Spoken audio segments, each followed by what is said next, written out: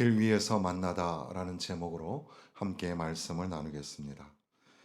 예전에 찰스 포스터라는 사람이 길 위에서 하나님을 만나다라는 책을 썼는데 실제 그 여행자가 길을 걷듯이 긴 여행을 떠나서 가는 중에 하나님을 묵상하는 그런 내용의 책입니다.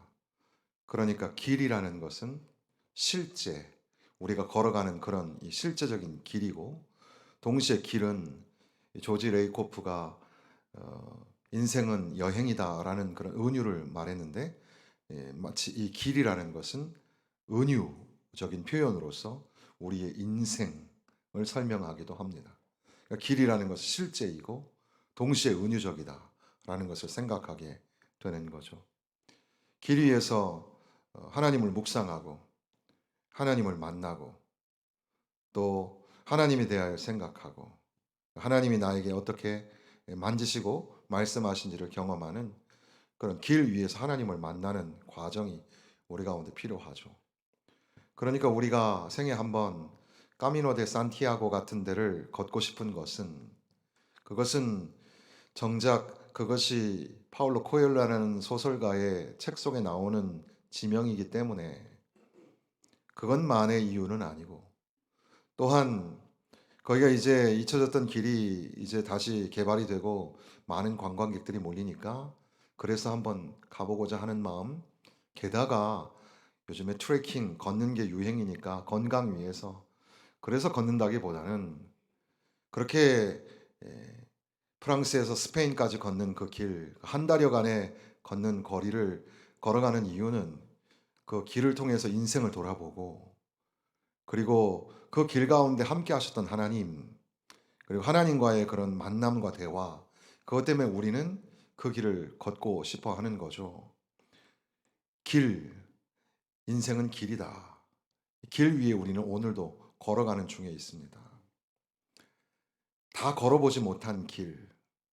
그래서 인생은 다 알고 가는 게 아니라 모르는 길을 경험하고 체험하고 그렇게 한 발짝 한 걸음 그렇게 걸어가게 되는 겁니다. 지금 우리가 읽은 누가복음 11장 바로 그 전에 9장과 10장은 전에도 말씀드린 것처럼 내용의 중심 키워드 중에 하나가 길입니다. 길. 길이라는 단어로 이 9장과 10장 그리고 11장을 연결해서 말씀을 나눌 수가 있다는 거죠. 예수님께서는 길 위에서 계속 걸으셨고 길가에서 제자들을 만나고 또 가르치고 그런 일을 하셨는데, 그 도중에 길을 가다가 이런 말씀이 여러 번 등장합니다. 그런 가운데에 예수님께서는 이 9장과 10장의 말씀을 통해서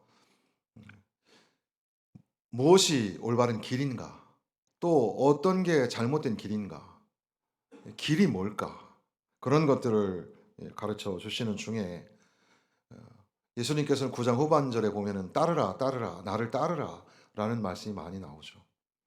그러니까 제자들이 가야 할 길은 예수님을 따라가는 거였습니다.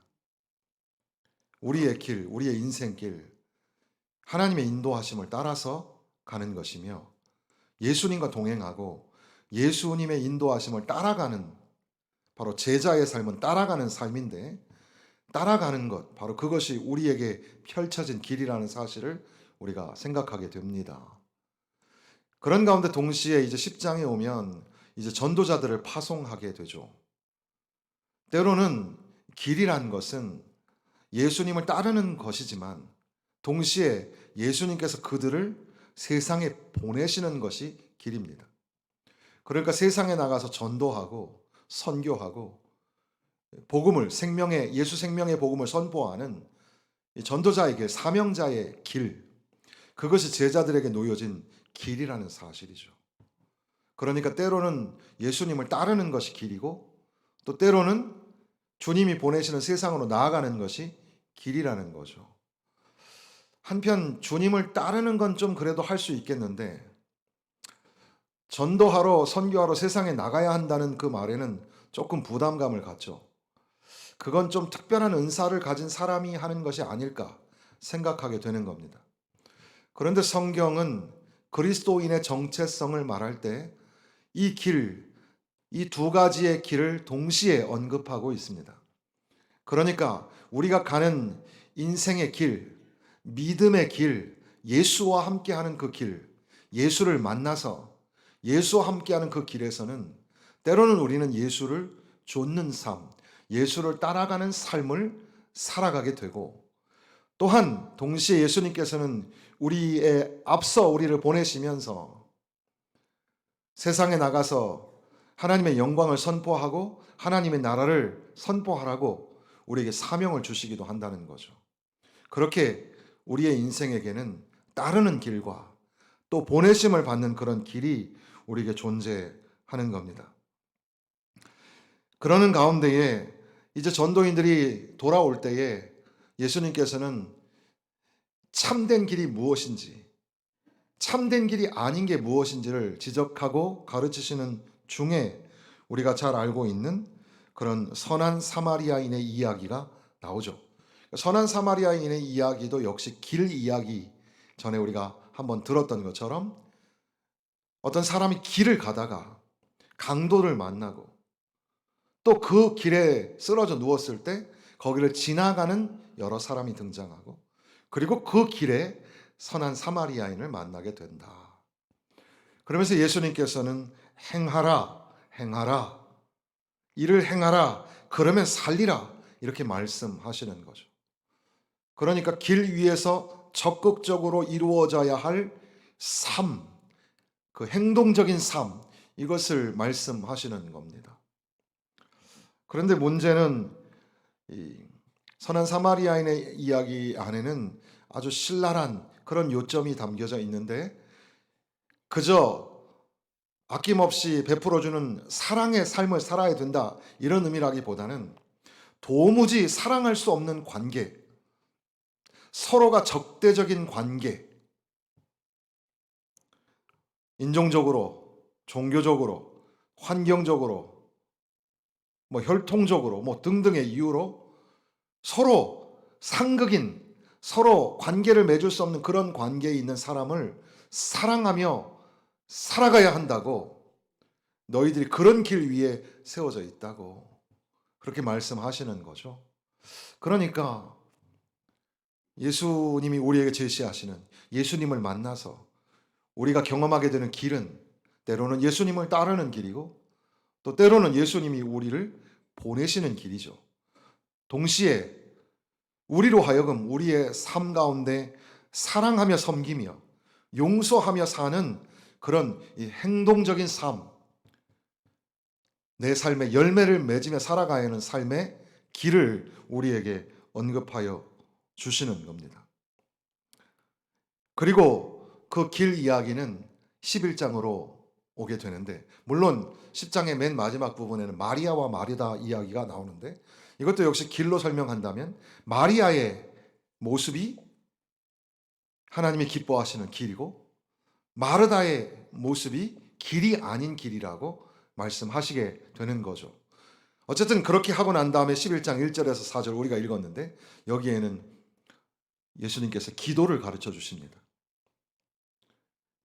우리가 길 위에서 예수님을 만나듯 길 위에서 반드시 한 번은 만나야 할 것이 있는데, 그게 바로 기도라는 사실입니다. 기도가 얼마나 중요한지, 기도의 내용은 어떤 건지, 그걸 말씀해 주시는 것이죠. 이 기도가 길이라는 것과 만나게 된다는 사실을 우리가 염두에 둘 필요가 있습니다. 예수님의 제자들이, 예수님을 따르는 주님의 제자들이 예수님에게 묻기를, 요한이 요한의 제자들에게 기도를 가르쳤던 것처럼 예수님, 우리에게도 기도를 가르쳐 주시옵소서. 기도를 가르쳐 주옵소서. 소위 기도를 가르치고 기도를 배우는 곳, 기도학교죠. 주여 우리에게 기도를 가르쳐 주옵소서.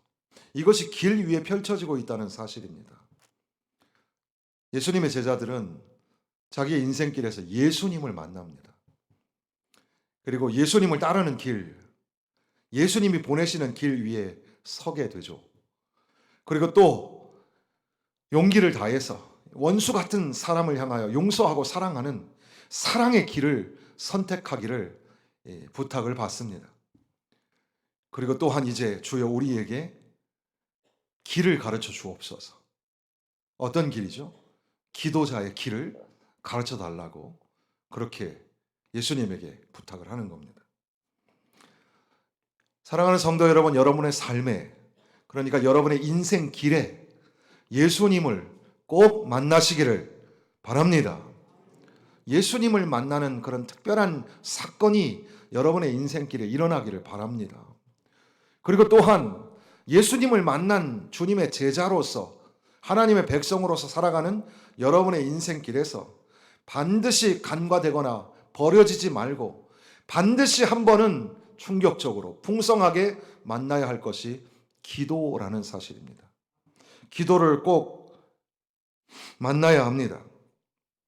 기도가 얼마나 중요한지, 기도의 내용은 어떤지 이렇게 말씀하신 이후에, 그리고 또한 기도의 실제에 관하여서 11장 뒷부분에는 기도의 기초를 두어야만 하는 이유가 무엇인지를 두 개의 짧은 비유를 통해서 말씀하시면서, 그렇게 예수님께서는 우리의 인생길에서 기도를 만나야 하고 기도를 통해서 하나님의 선물을 만나야 한다고 그렇게 말씀하시죠. 그래서 하나님은 사람하고 다른데 사람은 끈질기게 부탁하면은 그래도 마지못해서라도 들어주지 않느냐. 하나님은 그런 사람하고 비교가 안 되고 상대가 안 되시는 하나님은 우리가 하나님 앞에 기도하면 좋은 것으로 성령으로 너희에게 주시지 않겠느냐. 그러면서 하나님께 기도하는 삶이 얼마나 중요한가를 가르쳐 주시는 겁니다. 조지 허버트라는 시인이 말한 것처럼 기도는 교회의 잔치, 천사의 시대, 인간을 처음으로 돌아가게 하는 하나님의 숨결, 쉽게 풀이된 심령, 순례에 나선 마음 등등, 이렇게 기도라는 제목의 시를 썼는데, 순례에 나선 마음, 순례자가 길을 떠날 때 아주 단촐하게 짐을 꾸려서 길을 떠납니다. 길에서 누구를 만나기를 원할까? 창조자를 만나기를 원하지 않겠습니까? 순례자의 마음처럼 우리가 기도의 여정 속에서 예수님을 만나고 그 기도를 통해서 성령을 선물로 받고 기도의 삶을 통해서 기적의 응답을 체험하는 그런 삶을 살아가야 할 것입니다. 그런 의미에서 팀 켈러, 최근에 하늘나라 가신 팀 켈러 목사님께서는 기도라는 것은 경이감이고 친밀감이며 또한 고단한 씨름이지만 사실은 본질에 맞닿은 길이다, 이렇게 설명합니다. 그만큼 중요하거나 힘겹거나 풍요하거나 삶을 바꿔놓을 만한 일은 어디에도 없다. 기도만큼 위대한 일은 결단코 없다. 이렇게 말씀하였습니다. 주여 우리에게 기도를 가르쳐 주옵소서. 여기에 지금 마태복음 6장에 있는 주기도문이 좀 더 길고 누가복음 11장의 기도문이 조금 더 짧은데 비슷한 예수님의 소위 로즈 프레어, 주의 기도라는 주기도문이 여기에 기록이 되어 있습니다. 주기도문이라는 것은 예배 시간 마칠 때 그냥 종결 표현으로 쓰는 게 아니라 우리의 일상에 날마다 이루어져야 할, 그래서 이 그리스 문법을 가르치는 사람은 여기에 7개의 명령형 분사가 나오는데 바로 이것이 우리에게 주는 것은 한 번으로 끝나는 것이 아니라 우리의 일상의 삶에서 계속 이루어져야 할 기도를 언급한다고 설명하기도 합니다. 또한 이 본문의 말씀이 마태복음과 약간 다르기도 한데 또 우리는 또 개역 한글을 쓰다가 개역 개정을 써서 성경이 막 바뀌었는데도 불구하고 우리가 10년, 15년 전에 회의하기를 주기도문과 사도신경은 옛날 거 그대로 쓰자. 그래서 요즘 아이들에게는 좀 헷갈려요. 이게 성경책에는 그 개역 개정이 적혀져 있고 그래서 그런 논란이 많지만 어쨌든 토시 하나 틀리지 말고 하라는 뜻이 아니라 이러한 내용으로 우리의 삶 가운데 계속해서 기도가 이루어져야 한다는 겁니다.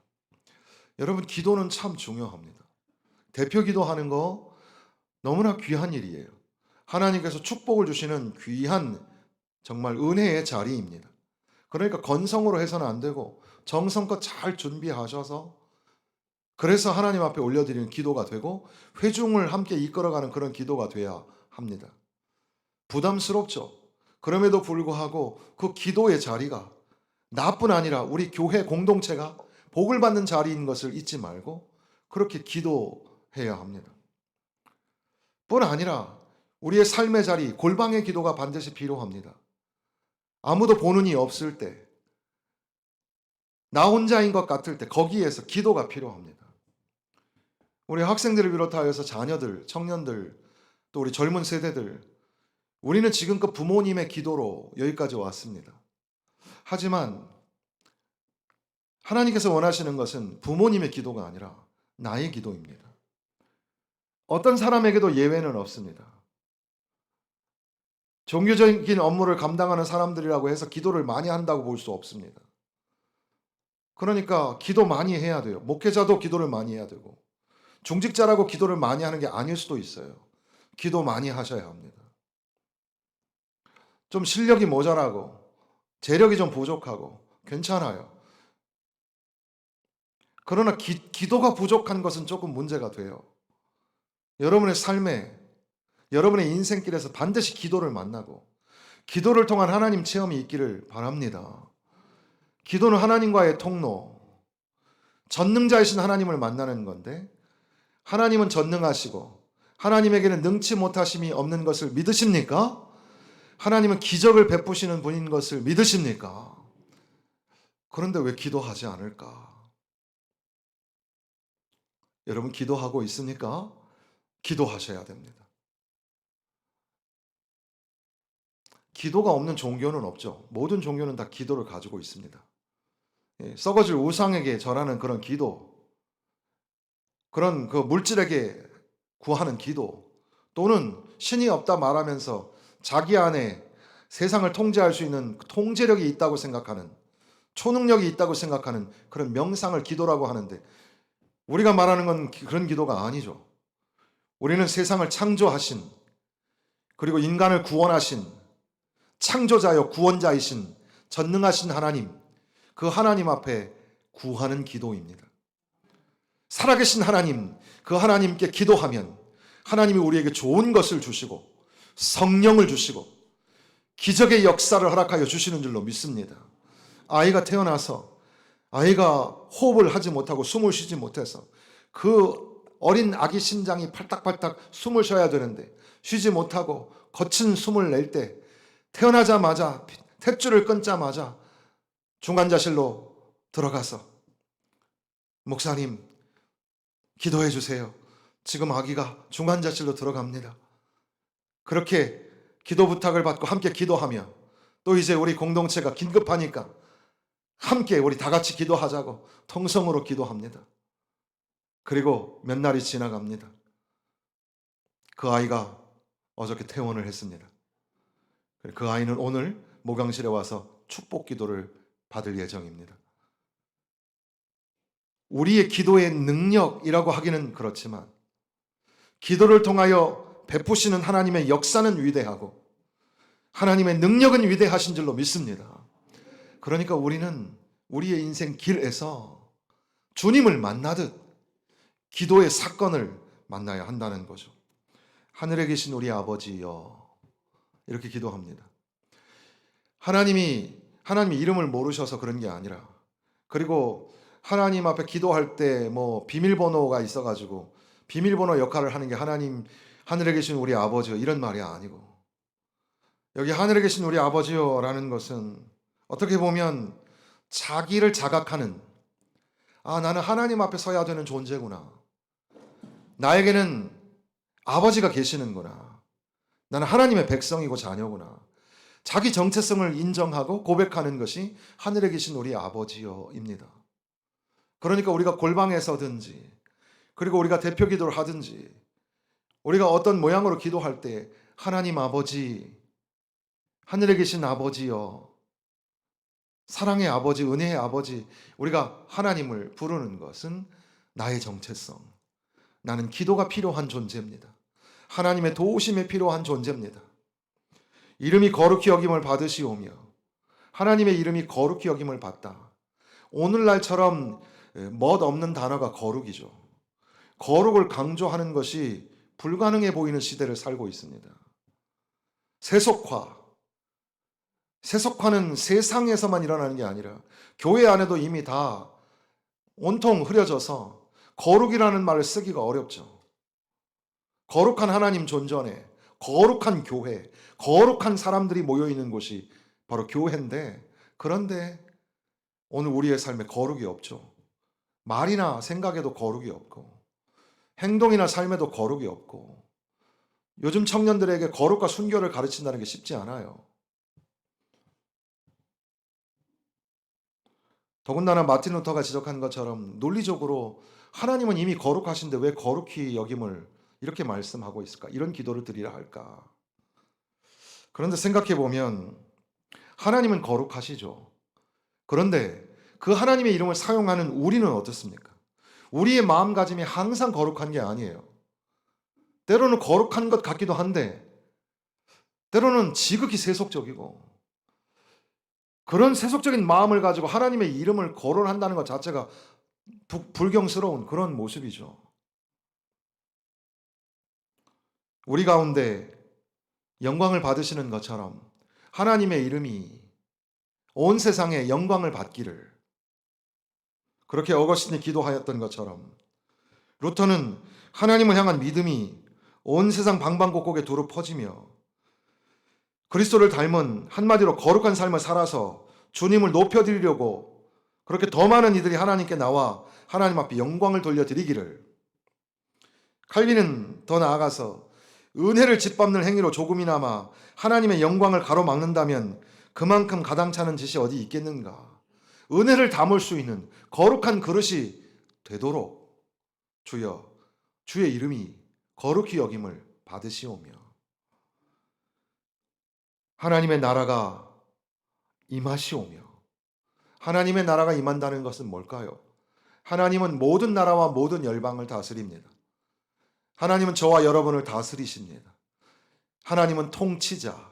그러니까 하나님의 나라가 임한다는 것은 하나님의 나라의 영역, 주권, 통치, 이것을 말씀하시는 거죠. 하나님의 나라. 하나님의 나라가 임하는 데는 두 가지 경로가 있다고 칼빈은 말합니다. 하나는 정욕을 바라잡아 주시는 성령님이 계시고, 하나는 우리의 생각들을 빚어주는 하나님의 말씀이라 그랬습니다.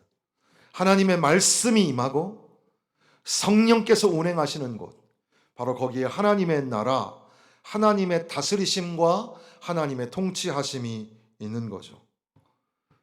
그러니까 오늘 이 세상 하나님의 나라가 임하옵시며 하나님의 말씀이 선포되고 성령이 운행하시는, 성령이 역사하시는 그런 나라가 되고, 오늘 우리 교회 하나님의 말씀이 풍성하고 성령이 충만한 교회가 되어서 하나님이 다스리시는, 사람이 운영하고 경영하는 교회가 아니라 하나님이 다스리시는 그런 교회가 되기를 간절히 소망합니다. 여러분의 삶은 어떻습니까? 여러분 안에 내주하시는 성령이 계십니까? 그리고 여러분 속에 살아서 역사하시는 하나님의 말씀이 있습니까?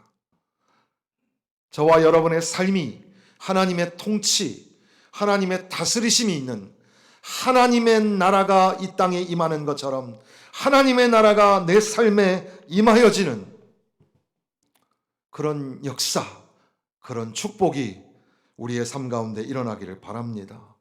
마틴 루터는 거기에 더하여서 장차 다가올 하나님의 나라는 온갖 고통과 상처, 가난과 죽음은 사라지고 정의와 평화가 흘러넘치는 미래의 삶을 갈망하는 간구라 그랬습니다. 그러니까 조금 추상적인 거에서 조금 더 구체적으로 우리 안에 병들고 아파하고 가난하고 또 절망스럽고 죽음이 있지만, 그러나 하나님의 나라가 다스리시는 그 나라에, 거기에는 정의가, 평화가 흘러넘치고 기쁨과 감사, 장래의 영광과 소망이 있는 곳, 바로 거기가 하나님의 나라. 그 하나님의 나라가 이 땅에 임하게 하여 주옵소서. 하나님의 뜻이 이루어지기를 원합니다. 하나님의 나라가 임한다는 것은 하나님의 뜻이, 하나님의 섭리와 경륜이 이루어지는 곳. 게다가 이제 우리에게 일용할 양식을 주옵시고 라고 기도합니다. 일용할 양식은 사치품이 아니라 생필품이죠. 우리에게 적절한 하루에 먹을 양식이 꼭 필요합니다. 어거스틴은 그렇게 기도했다고 하죠.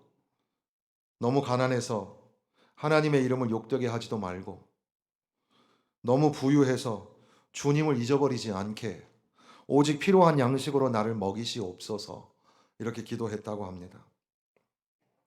그러니까 거기에 덧붙여서 칼빈의 말을 언급해서 설명해 보면, 우리에게 주어진 일용할 양식을 통해서 하나님의 영광을 떠나는 게 아니라 오직 하나님의 영광을 위한 방편으로서 우리의 삶에 일용할 양식이 주어지기를 바라기는, 우리 모든 성도들 우리의 삶 가운데 하루에 꼭 필요한 양식이 채워지기를, 넉넉하고 풍성하게 채워지기를 주님의 이름으로 축원합니다. 예전에는 먹을 양식이 없었을 때도 있습니다.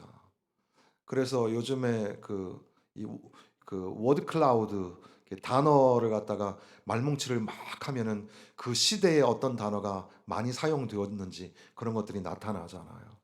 예전에 70년대에는 우리가 그 정부미 그런 단어를 사용했었어요.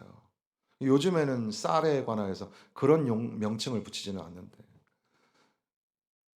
뭐 이제 가난한 사람들, 그런 사람들 지칭하는 표현들이 있었고, 그들에게 이제 식량이 배급되죠. 쌀도 배급되고, 라면도 좀 주죠. 라면도 주고. 그래서 한 끼를 먹는다는 게 참 귀했고, 한 끼를 먹지 못해서 굶는 사람들이 많이 있었습니다. 오늘은 시대가 좀 변해서 그래도 그 예전보다는 조금 넉넉해졌다고 하는데, 이제는 뭐 시니어, 이제 70대, 80대 되는 어른 세대가 많아지다 보니까 뭐 시니어 보릿고개가 온다는 말이 있습니다.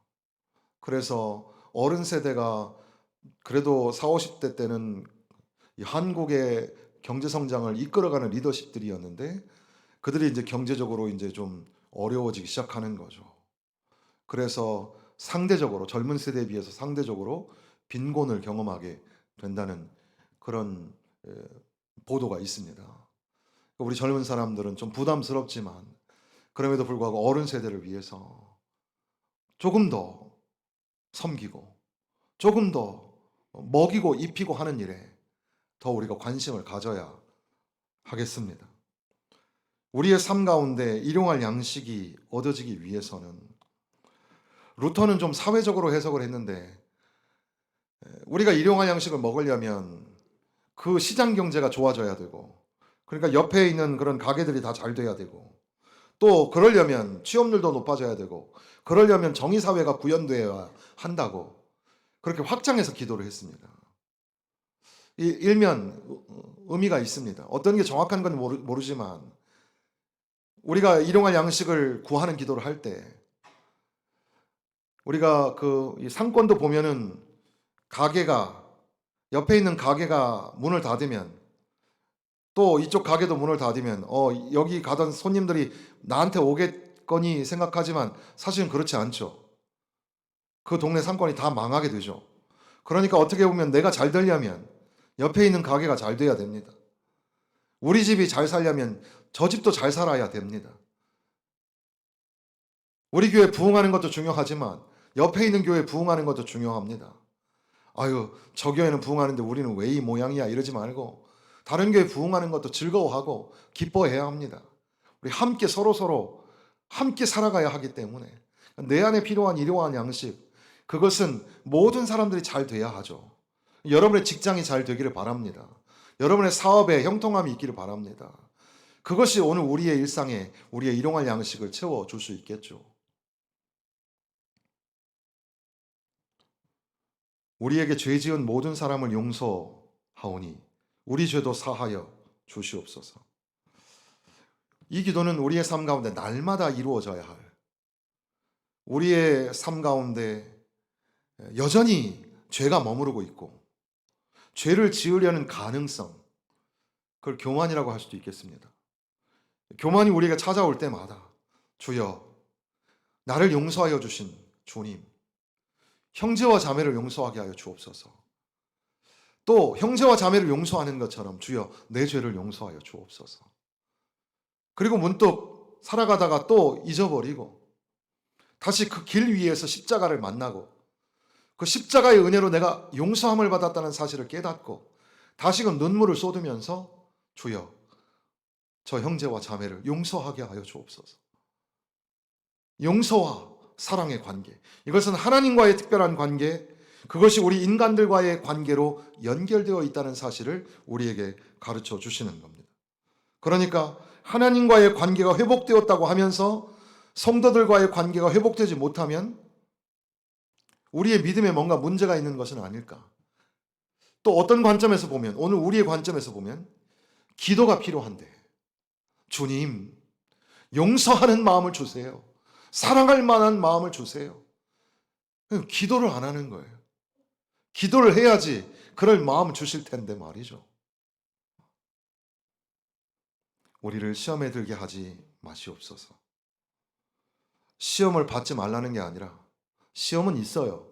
그런데 시험에 끌려가지 말라고 말씀하십니다.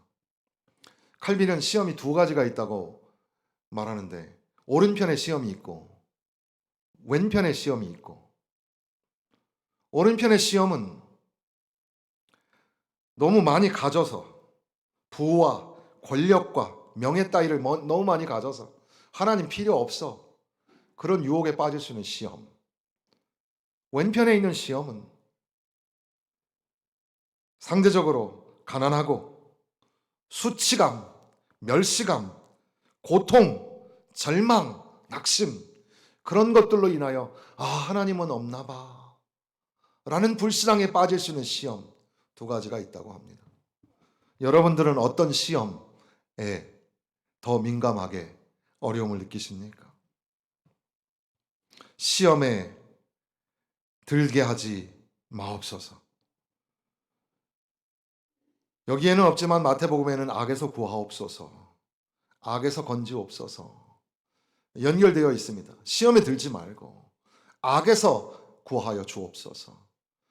그러니까 시험에 들지 말라는 그런 기도는 우리 내부적으로 있는 악에 관한 언급이라면, 실제 우리의 삶 가운데 존재하는 악, 이 외부적인 악에게 지지 말고 선으로 악을 이기고 악에서 우리를 건져 달라는 거죠. 세상이 정말 너무 악합니다. 정말 악한 일들이 너무 많이 일어나고 있습니다. 그것을 풍자하기 위해서 악에서 구하옵소서라는 영화 제목이 있을 정도인데, 그러나 그런 문구가 아니라 이것은 오늘 우리의 삶 가운데 날마다 이루어져야 할 기도입니다. 주여, 시험에 들게 하지 마시고 악에서 구하옵소서. 지금 여기 본문에는 없지만 하나님 나라와 권세와 영광이 영원히 있사옵나이다. 초기의 성경 사본이나 라틴어 성경 이런 등에는 이 뒷부분이 없어요. 그럼에도 불구하고 후에 종교개혁 이후에 기독교 전통에서는 하나님 나라와 하나님 권세와 하나님 영광이 영원히 있기를 그렇게 기도합니다. 그것은 오늘 우리의 삶 가운데 날마다 맺혀져야 할, 그러니까 한 번 일회적으로 끝나는 기도가 아니라 계속해서 우리의 삶 가운데 계속해서 하나님 앞에 올려지는 기도, 그리하여 하나님의 나라가, 하나님의 권세가, 하나님의 영광이 존귀함을 받으며 찬송을 받는 그런 기도.